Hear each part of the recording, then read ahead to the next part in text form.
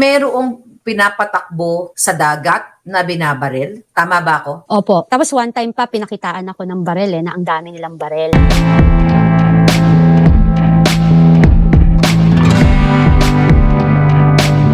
Sa interview mo, sa Pilipinas Nating Mahal, sinabi mo na mayroong mga pagkakataon na yung mga grupo ni Marcos Jr., Florendo at Lagdameo, na mayroong pinapatakbo sa dagat na binabaril. Tama ba ako? Opo. Meron Okay. yung mga security, yung ganyan. Na-witness mo? Meron. Nakita mo? Nakita mo? Meron. Ng dalawa mong mata nakita mo. Okay. Mhm. Naalam mo ba kung anong dahilan? Kung bakit pinatakbo ang mga kawawang security o itong mga taong ito? Nagkamali lang. Nagkamali mo sa...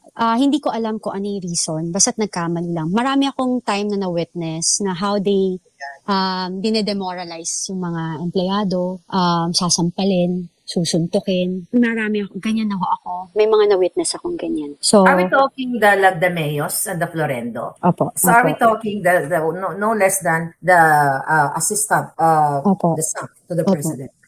Opo. Opo. Oh my God. Sino ang umaril? Naalala mo kung sino? Sila ba o may mga tao? Hindi. Sila po. When you say sila, sino? Si Tony Boy. Si Anton. Siya may mga nananakit lang siya, nananampal siya, ganyan, Na-witness nanununtok siya. Na-witness Opo. mo? Opo. Sabi ko nga, it's my word against sa kanila. Yun. So, kung na-witness mo, ano yung reaction mo as a loving mother, as a person na may concern ka sa, by just telling your story, I can tell that you're a good person by doing this. Diba? Papagtanggol ka ng naapi. Pero during that time, nakita mo, na-witness mo ang iyong ex-partner at nakita mo yung staff of the mayor. Kahit naman ako ginanon din ako.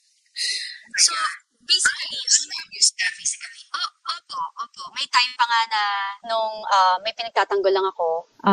Sa ano yan dating Dos Mestizos Davao. May mga tao din po doon.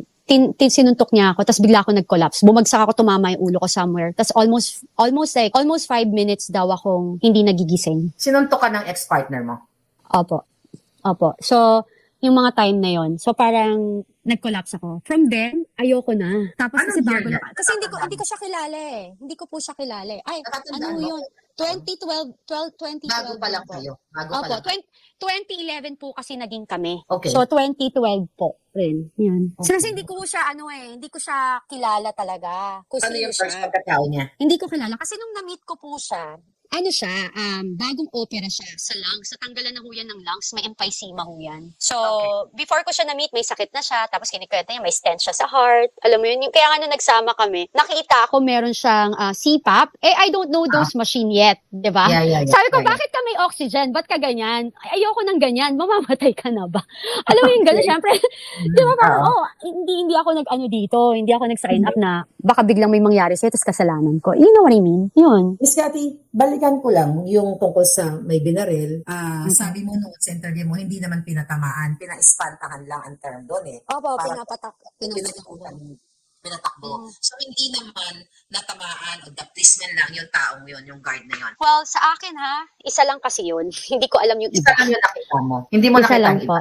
Hindi ko, pero Okay. nakikita ko po yung iba kapag nasusuntok, nasampal ng barel. Kaya nga po nung ganun, parang tapos one time pa, pinakitaan ako ng barel na ang dami nilang barel. So sabi ko, ayoko niyan, hindi ko gusto yan. So kaya doon nag-start na, in fairness with Tony Boy, nagdala lang siya maliliit na barel. Kasi alam niya, ayoko.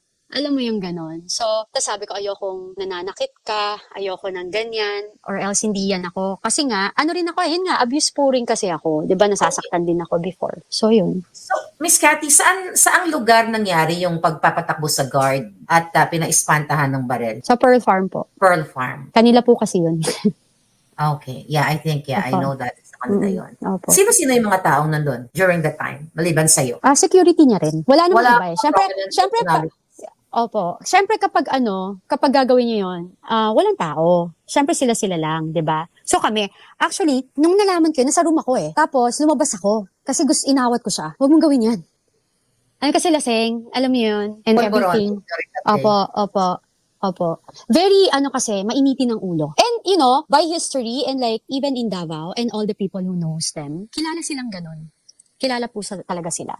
Yung parang talagang yung nakakakilala sa surroundings at nakakakita sa kanila kahit sa labas, sa mga sikat na clubs and restaurant, na witness naman ho yan nila lahat. Yun.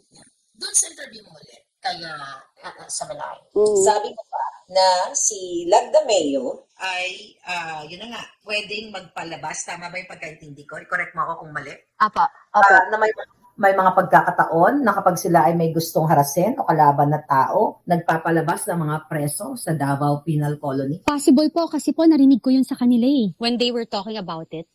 Kanila, sino-sino yung mga kanila? Si Tony Boy po, tsaka siya mismo, pag nagkikwentuhan sila, Anton. pag nagiinuman, opo, yung may mga pa-joke-joke pa sila na ganyan, tas sabi niya, dali lang yan sa amin. Yung ganyan. So, kaya, kayo na lang po, tingnan nyo nga, kaya nga yun yung question ko sa Philippine National Police eh. Bakit ho nyo pinababayaan? Kung talagang you're doing, tama yung ginagawa nyo, or legal, bakit wala akong nameplate, yung mga tao? Yung mga nangungusob sa Davao, di ba? Opo.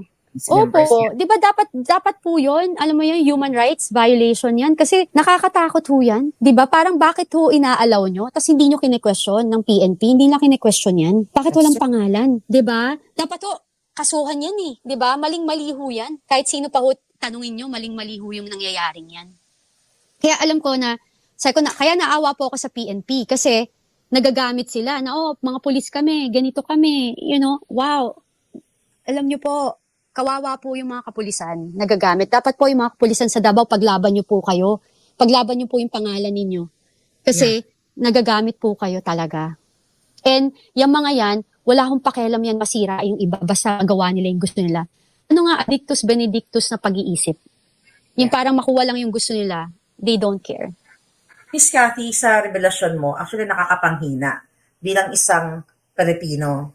Akala ko, yung pinaka-worst na mga nakarating sa akin information, actually worst yun na si Lisa Marcos ay kaparte ng kidnapping sa Turkey. Doon sa dalawang minoridad na bata, siya naman yan, kasabwat sa smuggling, kasabwat sa, pulburon, nandyan, manufacturing and everything. And now, hindi lang pala sila. Andyan yung transport chief, andyan yung staff. So masasabi mo ba na ang Malacanang lang, ang Office of the President, we're talking about the Office of the President, ay pinamumugaran ng mga pulboronic or addictus benedictus? Opo. Karamihan po.